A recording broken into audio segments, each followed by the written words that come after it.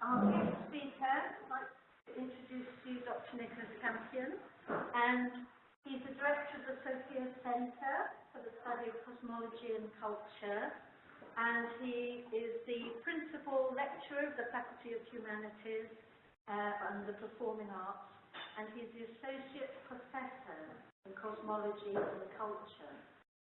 Now, Nick's contribution to astrology and cosmology, I started to make a list of all the books that Nick had written, and I ran out of time.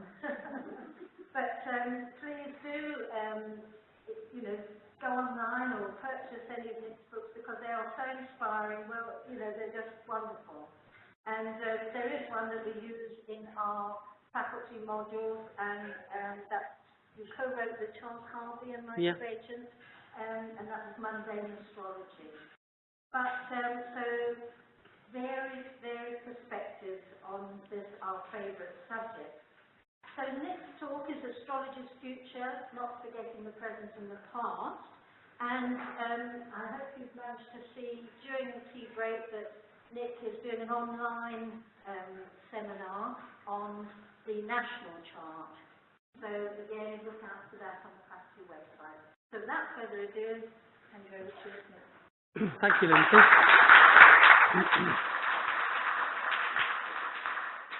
Well, I was preparing this talk until my walk to the railway station in Bristol this morning, and I keep on adding bits. So you can see my title is Astrology, the Future of an Ancient Art, Astrology's Future, Not Forgetting the Present and Past, Self, Psyche or Soul, Embodiment of the Autonomous Self.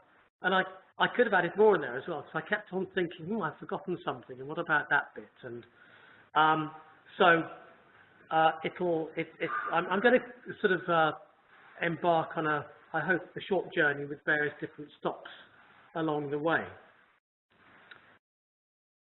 And here we are. I put that's my blurb in there, and the bit from the faculty program, which I did, because just when I kept adding bits, I thought I'd better stick to topic. And then I did notice only recently the future of an ancient art. So I thought, well, let's get the future out of the way first. What can we say about the future of astrology? And has any prediction about the future of astrology come to pass? Well, every time an outer planet changes signs, there are actually sort of keen predictions that right now, while this outer planet is in this tropical zodiacal sign, astrology is going to be somehow recognized. Of course, forget that it is recognized by the vast majority of the people, of the population, as being something which holds a truth for them. So we don't need to worry about particularly about its recognition. But this book, The Future of Astrology, was edited by Tad Mann, came out in the mid-80s, and that sort of mischievous reviewer, Jeffrey Dean, said none of the contributors actually talked about the future of astrology. It's a difficult thing to talk about. We can talk about, astrology can be used to talk about the future of anything else, but to talk about the future of astrology is a bit close to home. So anyway, just to deal with this quickly, St. Augustine here, let's get back to our patriarchal authorities, wrote, "But God comprehends all these in a stable and eternal present, nor is there any difference between his present, past and future knowledge. His knowledge is not like ours, which has three tenses, present, past and future." The point being that this is the first example I know of in the Western literary tradition of somebody saying that past, present and future all exist simultaneously, this explicitly. All time exists simultaneously. It's an idea derived from Plato 1,000 years before Augustine, but this is explicit, and so therefore it's an idea that sort of modern mystical people keep reproducing, which is that all things always exist and all we have to do is experience them. And T.S. Eliot expressed this idea as well. The beginning of his poem Burnt Norton, he said, "Time present and time past are both perhaps present in time future and time future contained in time past. And then he wrote, at the opening of his poem East Coker, in my beginning is my end. And so T.S. Eliot was a keen sort of Anglo-Catholic, read Augustine. Whether he picked up on this passage by Augustine, I don't know. But there is the idea that, well, you know, hey, the future of astrology is contained within its past. So that's my cue to talk about astrology's past rather than its future. But first of all, I feel sufficiently embedded now in the University of Wales, Trinity St David to be able to bring congratulations from the whole university to the new diploma and certificate holders on behalf of the university. I don't think anybody is going to deny me that right. So, you know, a step up for our, if we're talking about the recognition of astrology. And then, and from the MA in Cultural Astronomy and Astrology. And I've got this on this slide here of the Prince of Wales coming to meet our graduates. And by the way, in the 10 years that we've been at the university, he has not been to any other graduation to meet any other graduates, only the graduates of the MA in Cultural Astronomy and Astrology. And there he is talking to Morag Feeney Beaton, who's right there, hiding in a halfway back. And there is, he's discussing Francis's PhD with her. And you can tell she's engaging him. You know, she's talking about deep issues of fate, free will, etc. And, you know, whether there is another dimension apart from the one we live in. And here, also sitting in the second row, is Laura Andrikopoulos, talking to our Vice-Chancellor. So any bit of history here, bit of personal stuff, bit of personal story, because we've all got a personal story. So with some pictures. So in 1980, I met Charles Harvey and started collaborating with him, and he was faculty vice president, which of course is a way of making his story relevant to this gathering. And so in 1982, Charles asked me to set up a 5-week course for the faculty in the history of astrology. I can't believe this is so long ago. And that was associated with and in conjunction with and resulted in the publication of this small book, An Introduction to the History of Astrology. As soon as it was published, people started saying to me, Nick, why don't you do a slightly updated edition? So I began to think about it, and I went to libraries and gathered books on the history of astrology and began reading and writing. And that, in 1998, I thought, I'll do a PhD. Because people kept asking me, because I was getting this reputation as the historian of astrology, I get phone calls from newspapers saying, Nick, we're doing a feature on astrology, and the editor wants to know how many people believe in astrology and why. And for a while, I'd sort of make up an answer. And then I realized that actually nobody knew the answer, so I thought, well, do a PhD. And directly out of that came the formation of the Sophia Centre and the MA in Cultural Astronomy. We moved to university, and also in 2008-09, finally, the second edition came out in the Cultural History of Western Astrology, 2 volumes. But this is all a way of saying that actually my personal history is intertwined with the faculty, and this seminal moment here, when I met Charles in 1982, he got me to set up the faculty history classes. And in those faculty history classes, the guiding principle I adopted was that astrology is diverse, because back then, it was 1982, one thing that struck me, because moving between, we had then Monday night meetings at Astrological Lodge, and Wednesday night meetings at the Astrological Association, and there was all sort of people setting up little, local groups and schools and stuff. One thing that struck me was the way in which some astrologers would deny that other astrologers were really astrologers at all. So the new emerging breed of traditional astrologers would say, well, those psychological astrologers, I'm actually quite directly quoting Olivia Barclay here. She'd say, Nick, they're not astrologers, they're psychologists.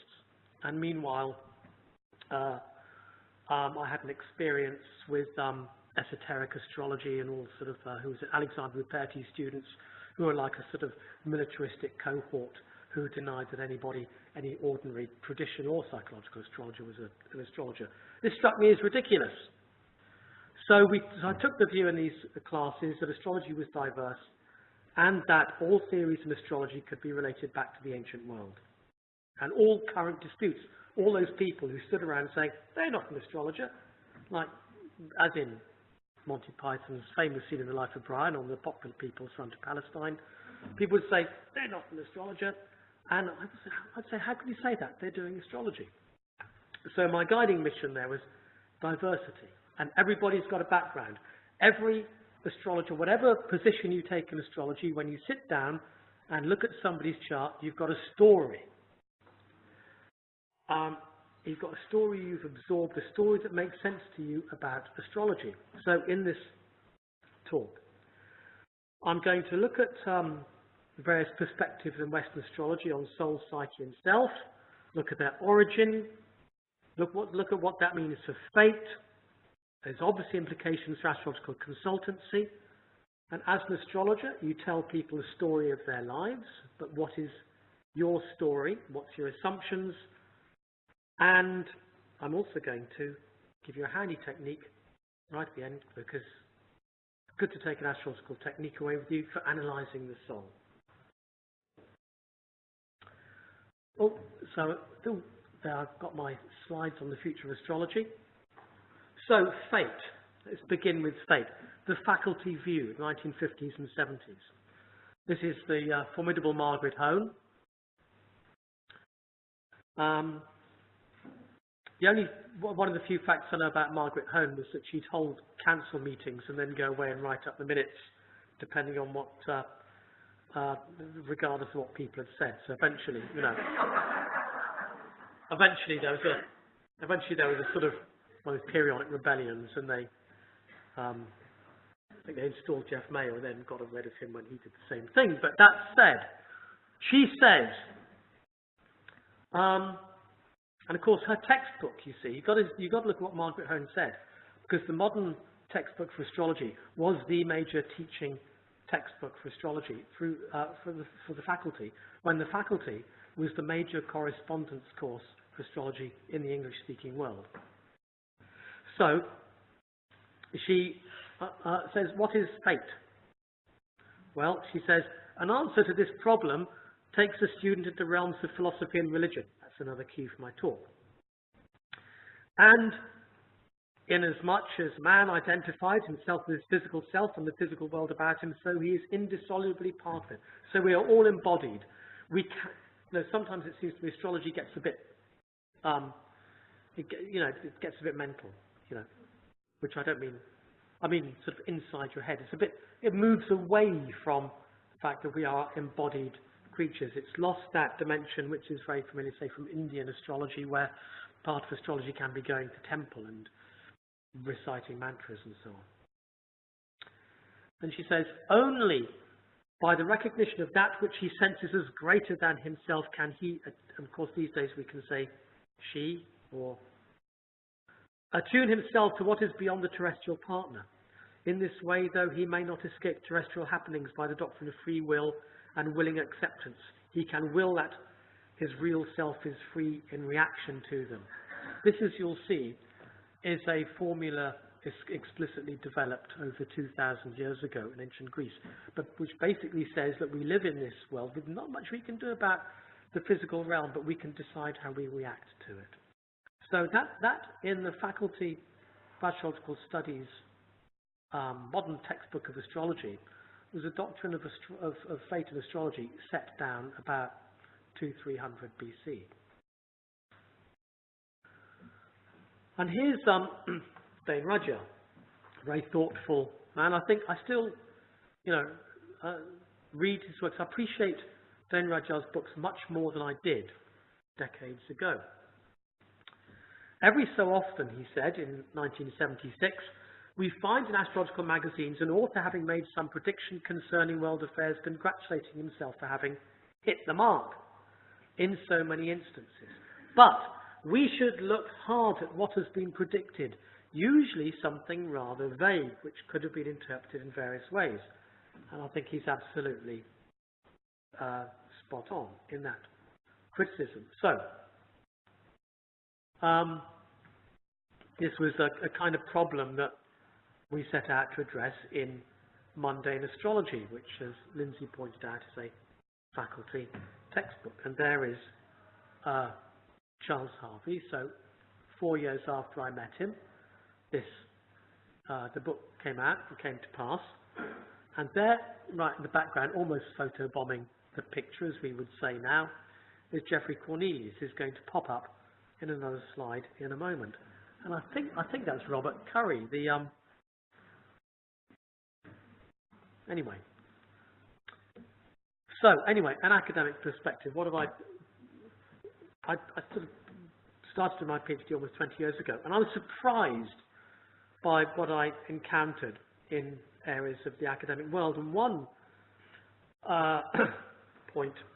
one idea that's written itself into disciplines like sociology and anthropology is that you need to understand your own motives. You can't do research without understanding your own story, where you're coming from.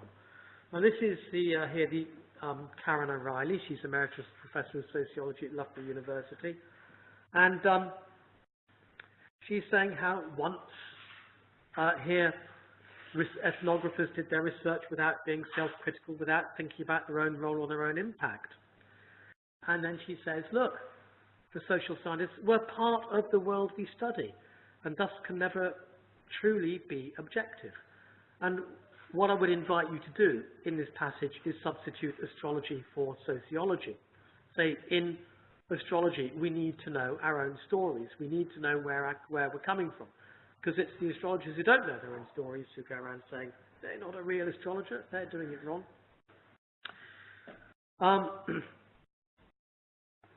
So, diversity and...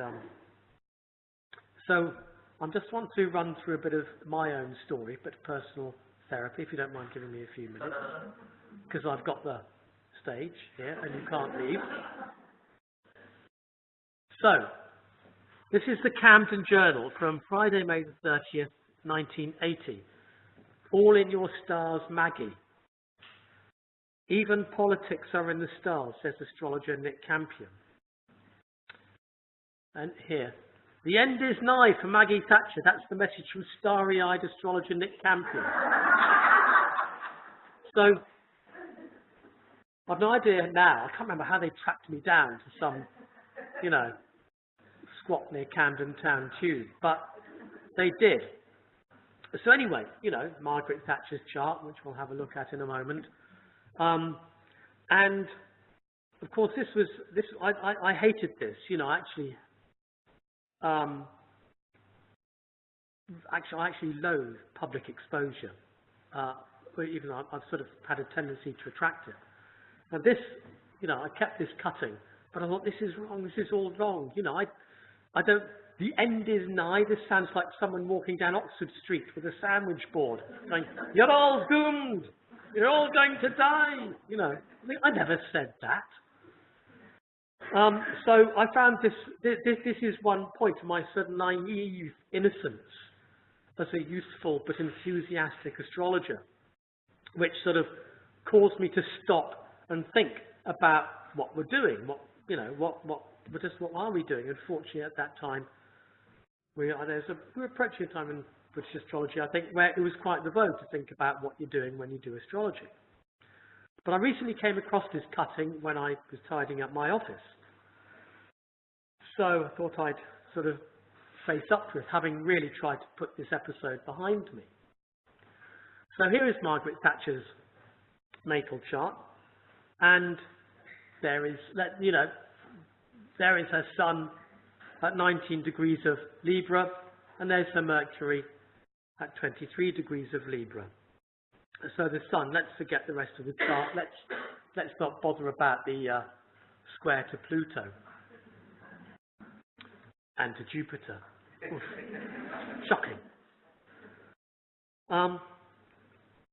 Because even though, you know, I was quoted as saying, oh, the end is nigh for Margaret Thatcher, in fact, she came very close to being chucked out of office, if we remember. Because, as those of us who have got memories of those times and what was happening in Britain, there was a wave of inner city riots throughout 1981 for which she was personally blamed. The first one took place on April the 10th, 1981 in Brixton, and there's images of it. And actually there was, this is actually the horoscope for the outbreak. Look, there's the Sun at 20 degrees of Aries, and the Mars at 18 degrees of Aries, opposing Pluto at 23 degrees of Libra. So that's astrology speak for saying that, you know, something's got to happen. You know, somebody's going to come out and thump somebody else, basically. And so you've already obviously made the connection with Margaret Thatcher's chart. And here is that Pluto on her Sun and Mercury. And so it is squared her natal Pluto. And there's the Sun and Mars opposite. So this is, you know, a mega thump. Now, no one went to thump Margaret Thatcher. So actually there's a whole different philosophical problem here to do with the horoscopes of leaders. No one went and thumped Margaret Thatcher.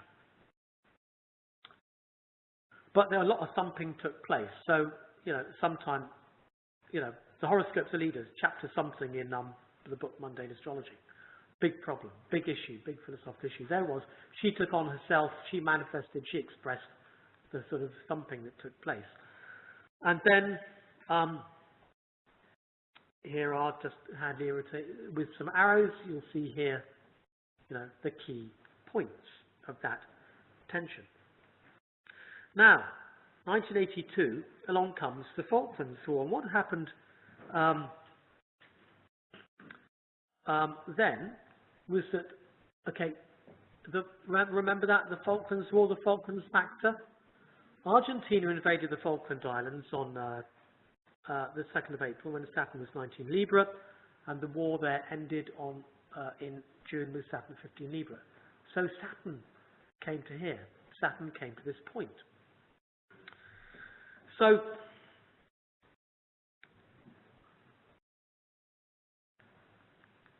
and then look at this. Polling figures. People asked, do you support the government or not? These are that blue line is the Conservative Party, Margaret Thatcher's party. This is that's the Social Democrats, and this is red, the Labour Party. So you'll see this steady decline through 1981, just right around here, you know, the inner city riots, part of this long-term decline, and then the Falklands Factor. So actually, there's a real effect there. There's an astrological effect to be read in polling figures, I would say. You know, going down here, Saturn is Margaret Thatcher's saviour. So back to Dame Rudyard. When the prediction deals with an individual person, the situation is even more complex. Well, you all know that. There is hardly any possibility of being certain of the level at which and the actual circumstance in which something will happen that would fit the character of, say, a Saturn and Mars, whatever it be, transit over the natal Sun. So we know that, you know, there's that point that comes through from the ancient Platonic philosophers that a symbol has to be interpreted, and a point that's made its way deeply into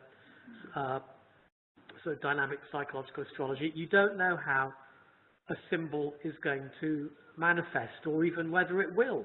You know, if you sit at home in a dark room, then maybe, you know, you have any number of Mars-Pluto transits and nothing will happen. So that was the, you know, the sort of youthful lesson to me to watch out for how enthusiastically you interpret a chart, particularly to a journalist. But where's the, okay, if Margaret Thatcher has a trance in her chart, and down in Brixton, people decide to throw bottles at policemen, where's the astrological model there? Where's the psychic connection? So, what do astrologers say about the soul? Well, Charles Carter says, I believe, and many believe with me, that the zodiac portrays the pathway of the soul of man and humanity. But what I find very, very scarce in astrological literature that deals with the soul is any discussion of what the soul is. It's always just like, we know what it is. Just say, oh, this is soul-centered astrology, or this is a book on your chart and the soul. But there's nothing in there about why this is soul, or what soul is. It's just supposed to be something that we all know what it is. Kepler said, the human being, however, with his soul and its lower powers, has such an affinity with the heavens as does the surface of the earth. And this has been tested and proven in many ways, of which each is a noble pearl of astrology. So the soul connects us to the heavens and the earth. The soul moves through us and the heavens and the earth. Then what's the self? My personal view is that all attempts to define soul, self, spirit, whatever, have to fail, because all we have is a visceral experience of existing and being here. And all attempts to sort of slice up that experience of being here are bound to fail. But nevertheless, we have a go. So, self and ego were mentioned earlier. So, Jung on self, the centre, it's the centre. It's somehow who we really are. The trouble is, how do you separate out who you really are in a deep sense from who you might be in a daily sense in your relationships or something? It's actually not that easy to do, because we're dealing with intangibles. We're not dealing with things you can put on a table and slice up.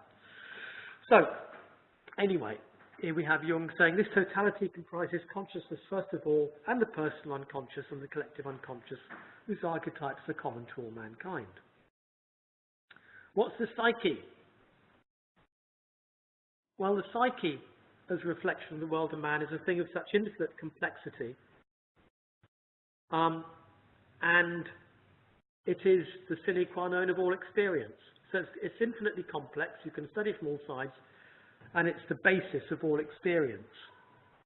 So, again, in a way, even though Jung developed a model this of analytical psychology, it's sort of frustrating. So here's Geoffrey Cornelius, who is lingering in the back of that photograph. It's very useful to see astrology from two perspectives. Well, I'm sure you know this, from which we now call the natural and the judicial. This is a common distinction. So, natural astrology, well, lunar influences, sunspots, natural cycles, seasonal cycles, and so on. There's a phenomenon there that we are part of as embodied people. As Margaret Hone said, we are part of it. We live through it. But then there is this astrology of horoscopic interpretation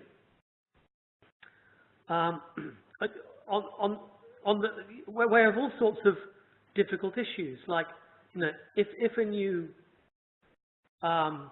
body is discovered, whether Pluto, an asteroid, or goddess, or whatever, and meaning is ascribed to it, then it begins to work. Some astrologers say, well, it seems to work. All I know is it seems to work.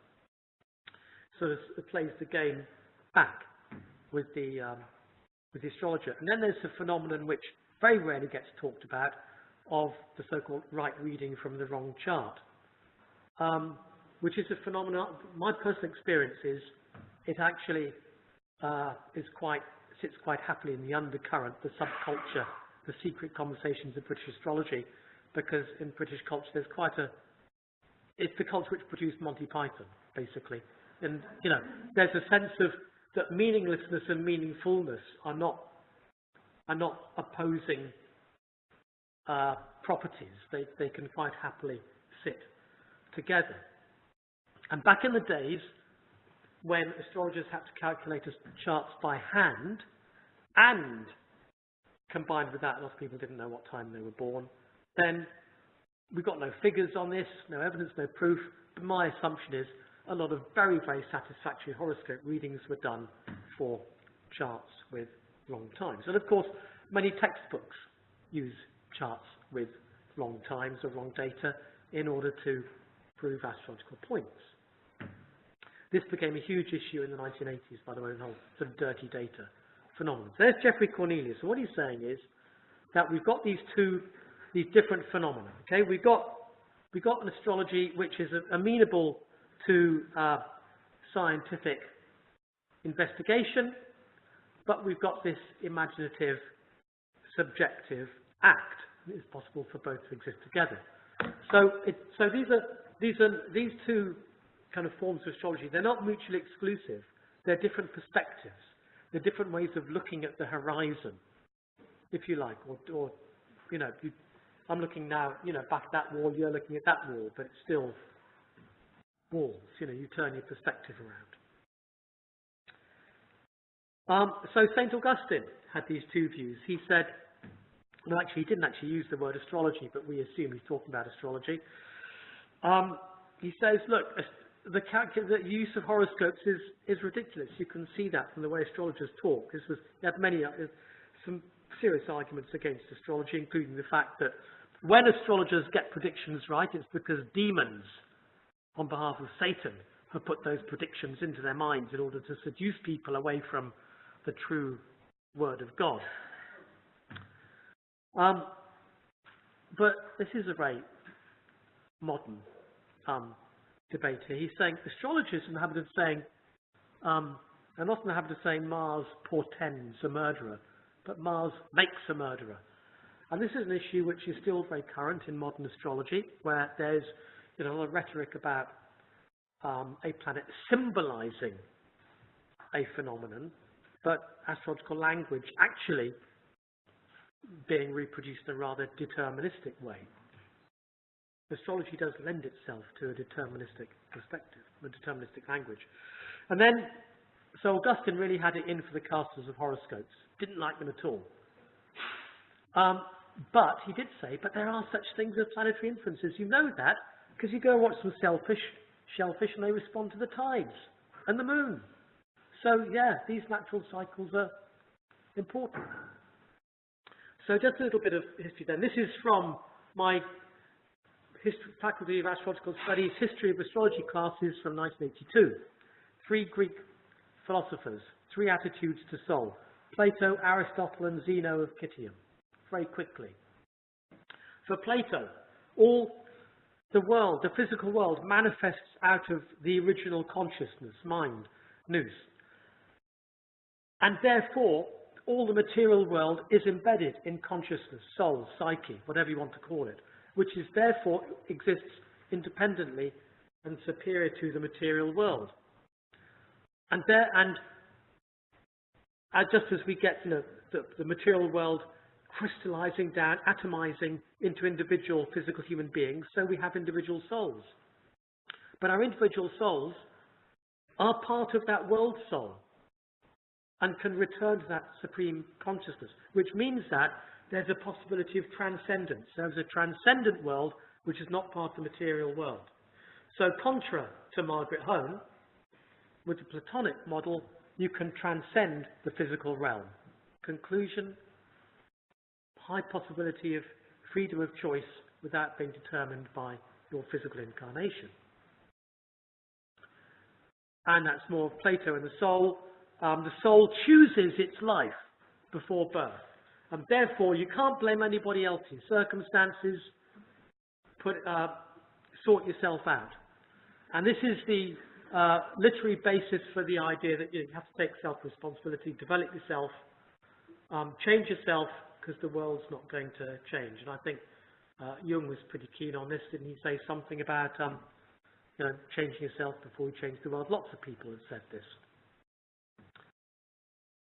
And then there are 3 parts of the soul for Plato. Very influential doctrine. There's the rational soul, which can make choices.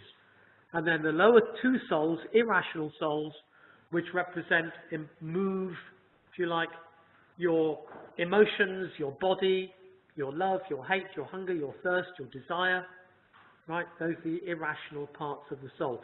The best way to see the soul in this circumstance is that it's the life force, the thing which moves you, which keeps you going. And so your mind is kept going by soul, as is your body. And so when you're hungry or you're attracted to somebody, it's because your emotional and physical souls are moving. And of course, if you get back to, if you really get into your soul, the soul possesses wisdom, because the soul comes down from the stars, and therefore, through your rational soul, you can begin to understand true truth.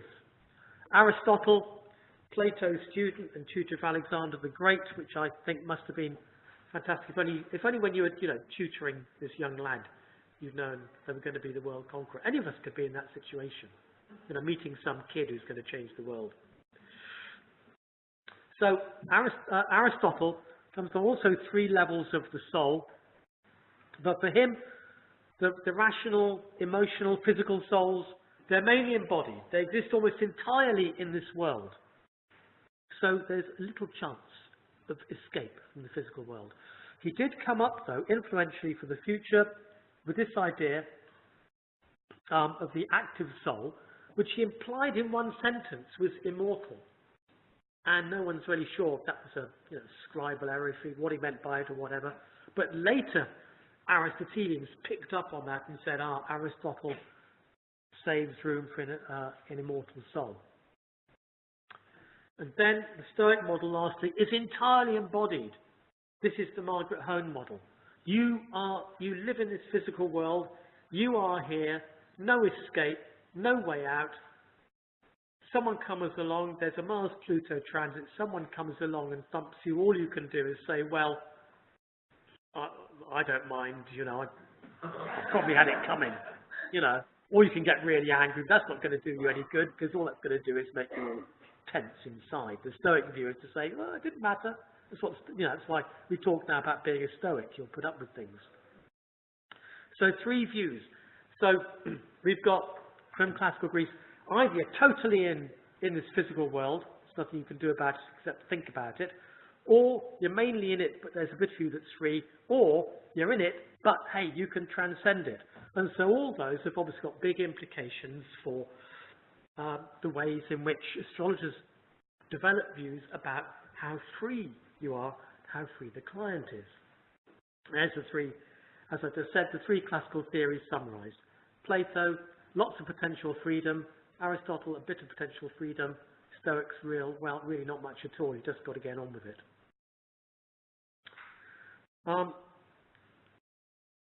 So anyway, then we get also in the classical world then this tension, this dualism. The soul separates from the body. So this is from the Corpus Hermeticum. Here, wonderful passage translated by Walter Scott. He said, but the rational part of the soul remains free. This is about 200 BC, by the way, Hellenistic Egypt, probably Alexandria.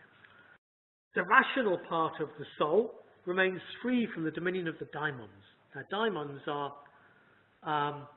originally, we can see them as sort of good guardian spirits. They later transmogrify into satanic demons. But they're kind of here, they're morphing into being slightly mischievous and negative. The rational part of the soul remains free from the dominion of the daimons and fit to receive God in itself.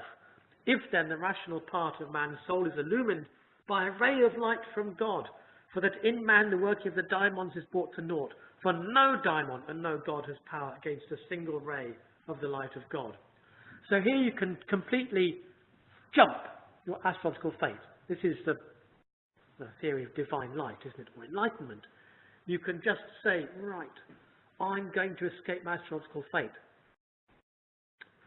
And of course, this idea feeds into Christianity, and you've got, conversion, like St. Paul falls down on the road to Damascus with the light of Christ shining on him. Lord, who art thou? He's looking at the light, and he's freed from his astrological destiny. But this is not Christian. This is pagan material. Now, there's other theories that say, the passages that say very much the same thing. So here's the problem then. This is Claudius Ptolemy, huge influence on astrology, 200 AD. He talks about, in book 3 of his great work, the Tetrabiblos, the influence of the planets on the soul. So when Mars dominates the soul, you're a bit aggressive, you may be courageous, but you may be foolhardy. When Venus is dominant, well, you may be affectionate, nice and charming, but maybe a bit venal as well. You can go either way, depending on the rest of your aspects and where the planets are. I like this translation. Careless, erotic, effeminate, womanish, timid, depraved, and meriting reproach.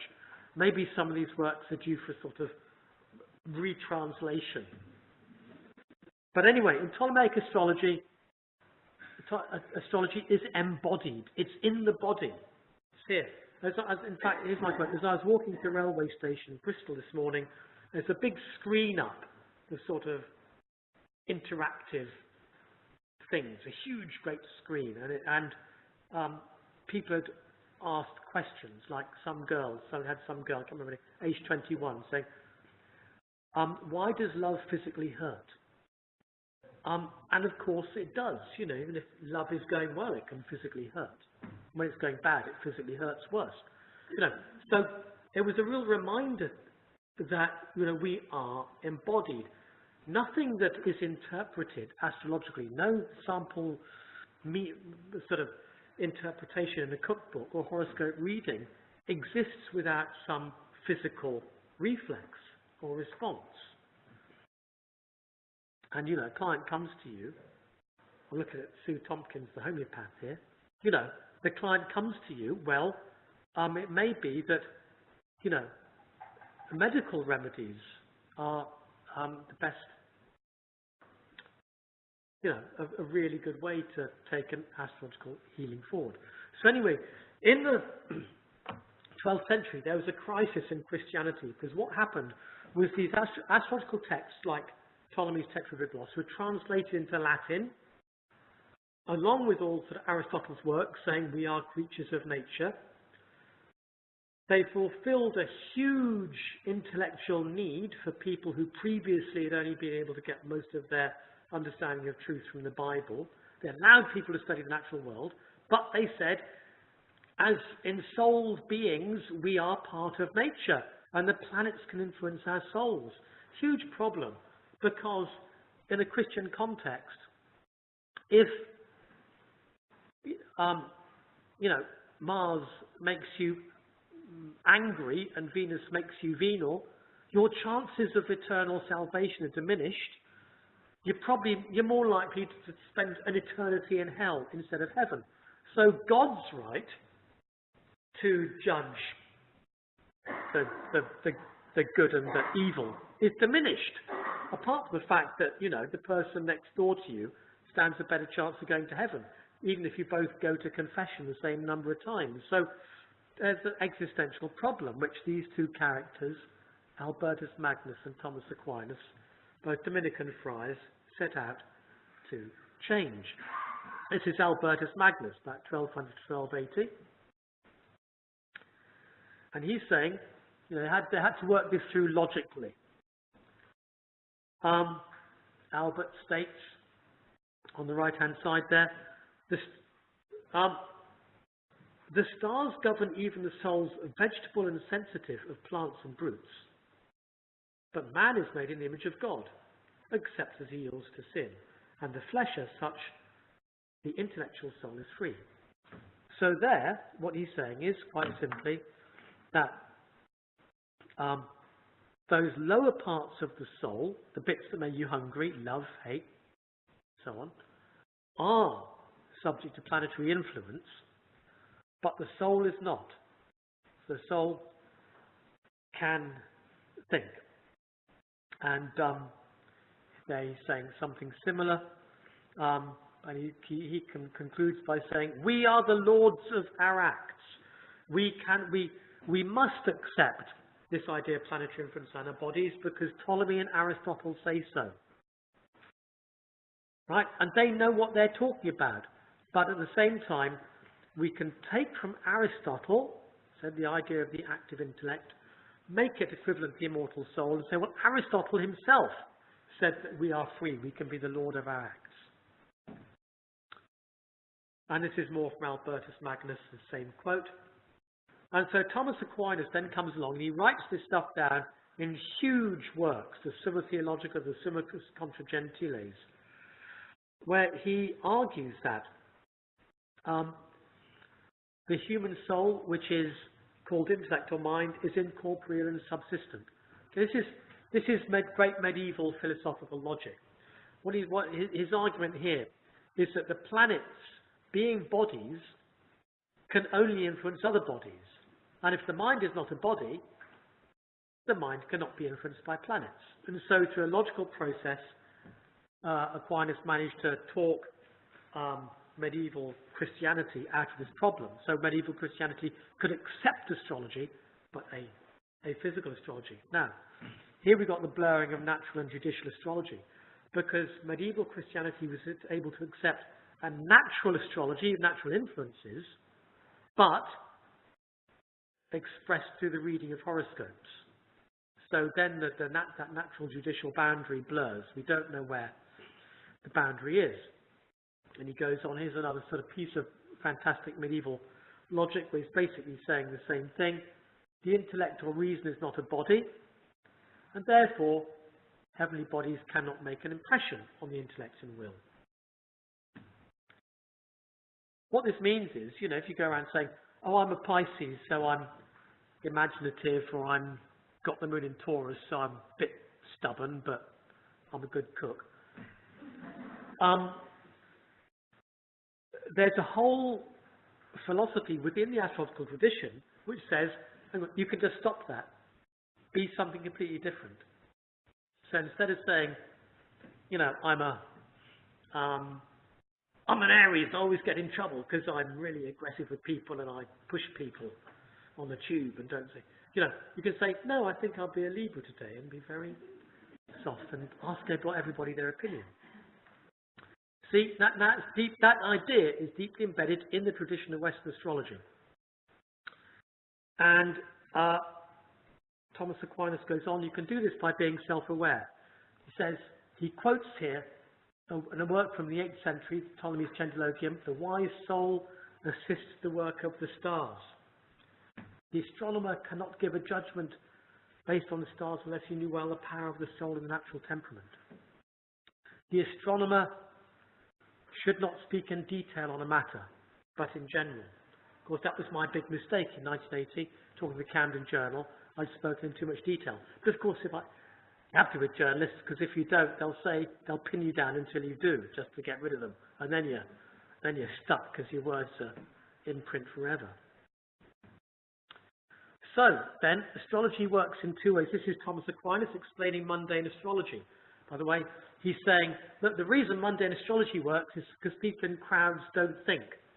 Individuals can transcend an astrological fate, but crowds can't. Whether that's true or not, crowds get a bad press, actually. There are many examples of crowds being kind and compassionate and positive. But Thomas Aquinas said mundane astrology works because people en masse don't make choices. And that's actually one of the... I don't think me or Charles or Michael Bajan had read Thomas Aquinas, but that was one of the guiding principles for Mundane Astrology, the book. So, consequences for astrology. If astrological fate can be negated through an act of will, then statements such as I am a Scorpio or my moon is in Taurus become meaningless or semi-meaningless. And that's the rationale behind Dane Rudyard's Astrology of Personality.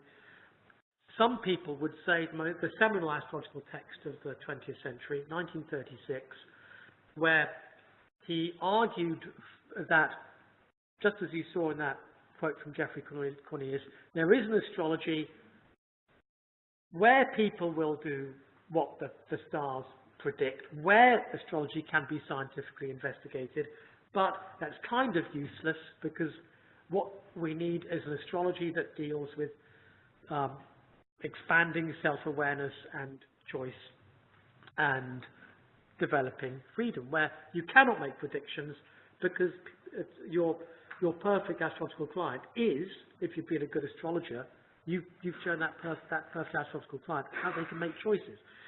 So what you see is how this sort of idea has got a very deep and profound lineage going back thousands of years. So the consequences of modern astrology, I'm repeating myself a bit there on that slide, back to Thomas Aquinas. Basically what I'm saying is that, the soul is outside the chart. Now, so then, up to the modern time, you can look at any piece of astrological literature. You can look at Mystic Meg, and you can look at it in terms of the key models of astrological fate. There's always an agenda, there's always a story or something. So here's Stephen Forrest. What is evolutionary astrology? What's he saying? Stephen's approach assumes that each of us is able to work with the astrological forces, not simply be directed by them. So what's he doing? He's paraphrasing Thomas Aquinas. I don't know if he knows he's paraphrasing Thomas Aquinas. I suspect not, because he would have got this sort of idea from the people he learned astrology from much more recent ideas. There's a paraphrase of Thomas Aquinas. Thomas Aquinas didn't have access to the corpus Hermeticum. Of course, he did read Ptolemy. He had access to a little bit of Plato and lots of Aristotle.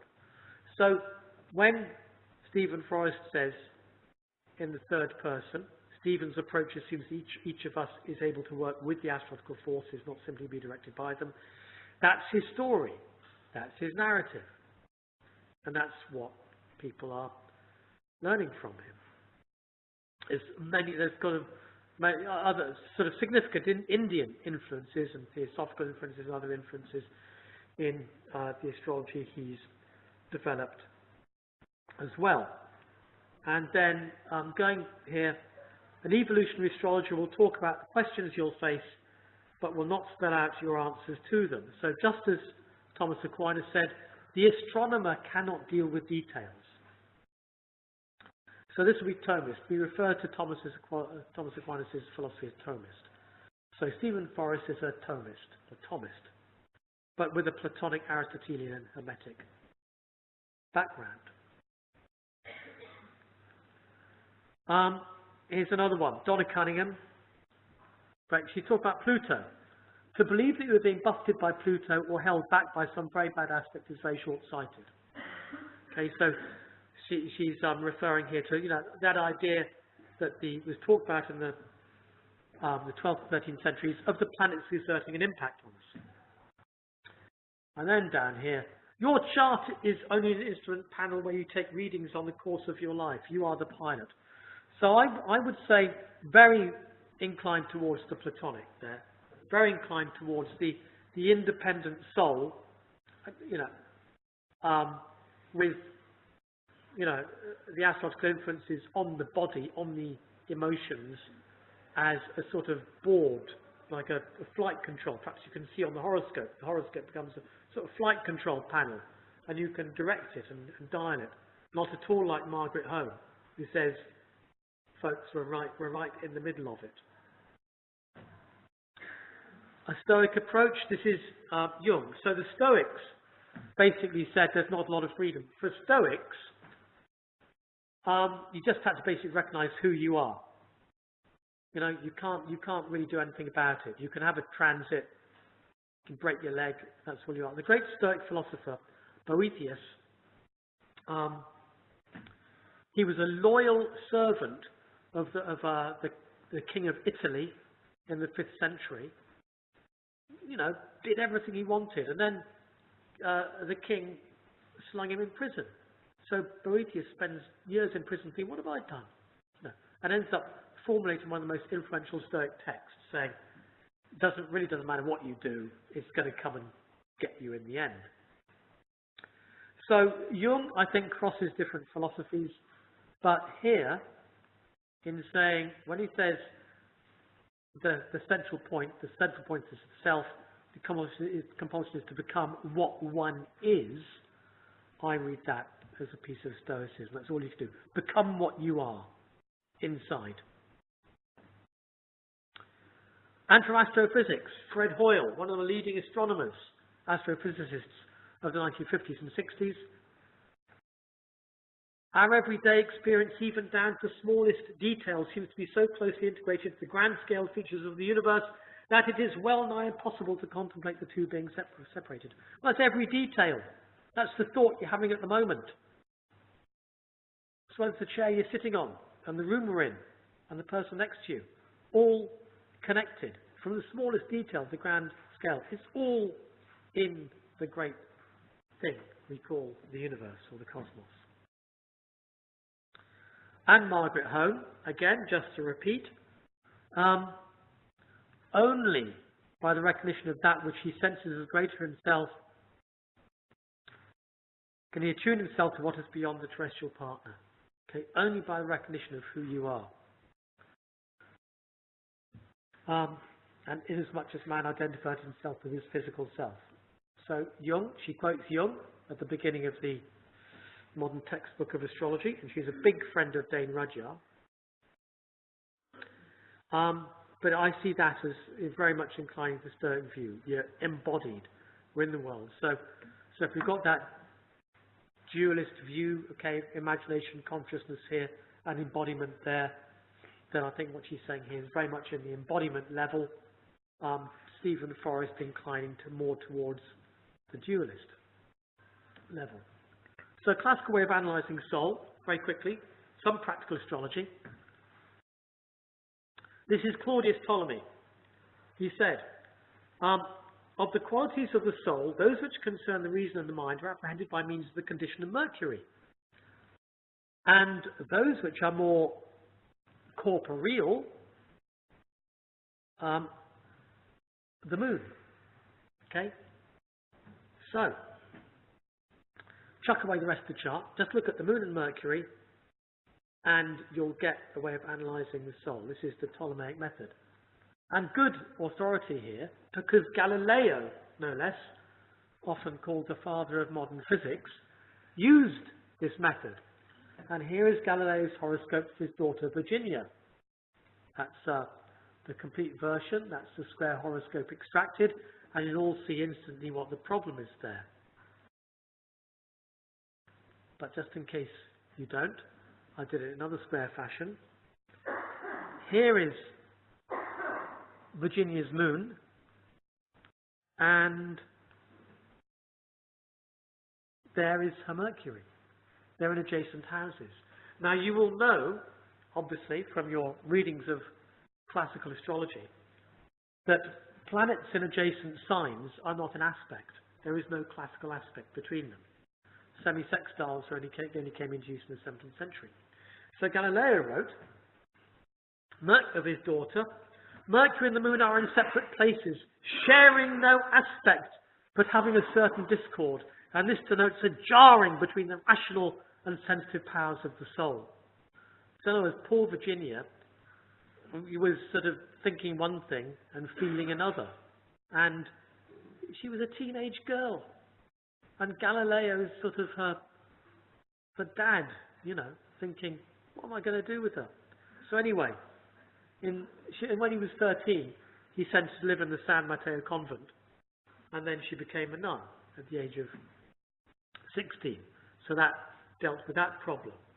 But this is a wonderfully, wonderfully alive astrological reading here. The father, one of the greatest scientists of Western history, agonizing over problems he's having with his teenage daughter. Doesn't this sort of speak from hundreds of years ago? So, you know, so contemporary. Anyway, a few other examples. Let's just quickly look at some other examples. Diana, always, no, Mercury and the moon. They're in a quincunx. That's not a classical aspect. No aspect. There's a jarring between the rational and sensitive parts of the soul. Who's this? Margaret Thatcher, just with her traditional planets. Moon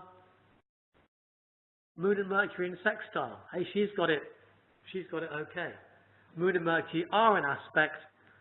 In the Ptolemaic method, the rational and emotional sensitive parts of the soul are working harmoniously. Well, you know, she was pretty successful.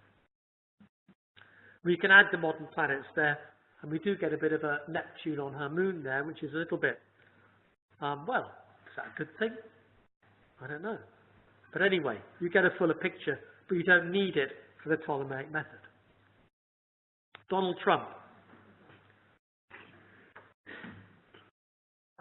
Mercury in Cancer, Moon in Sagittarius. There's a jarring between the rational and sensitive parts of the soul, according to Galileo. Well, let's look at the USA. Let's do a chart for the country. Mercury here in Cancer, and the Moon in Aquarius, the quincunx. There's a jarring between the rational and sensitive parts of the soul. The United Kingdom. Moon in Cancer, up here, Mercury in Sagittarius. Galileo says there's a jarring between the rational and sensitive parts of the soul. So there's the simple method. I always seem to come up, whatever example I look at, there's a jarring between the sensitive and emotional parts of the soul. Anyway, a last word, let's get almost a last word from Dane Rudyard's The Practice of Astrology. The basic purpose of astrology is to bring order to the apparent chaos of man's experience. Do you know, often I talk to journalists who say, Nick, wouldn't you say that the basic purpose of astrology is to bring order to the apparent chaos of man's experience? As if that means there's nothing in it. It's just a way for sort of insecure people to gain some comfort. But in fact, here's Dane Rudyard saying, no, actually, this is what it's about, and to tread the conscious way. So a little bit of, you know, how conscious is Rudyard? Is he going for Stoic consciousness, where you're just inside your body and you can react to the vicissitudes that life chucks at you, or can you go out like Donna Cunningham and turn the dials on your horoscope like a pilot? Lastly, then reflexivity. I'm just coming back to this because I think it's important that we could. Here's a sociologist saying sociologists need to understand their own story when they're doing research. You can't just do sociological research without understanding who you are and where you're coming from. And so I would like then just to substitute the words astrology there for sociology, and astrologers for ethnographers. A cultural approach to the universe. I love this quote. The universe is made up of stories, not of atoms, said poet and activist Muriel Rukeyser. I agree. The person who says I agree is here, Chris Impey, who's Distinguished Professor at the Department of Astronomy, University of Arizona. So an interesting sport there. The universe consists of stories. And then lastly then, finally, congratulations to all the new diploma and certificate holders from the University of Wales, Trinity, St David. And that's it. Thank you.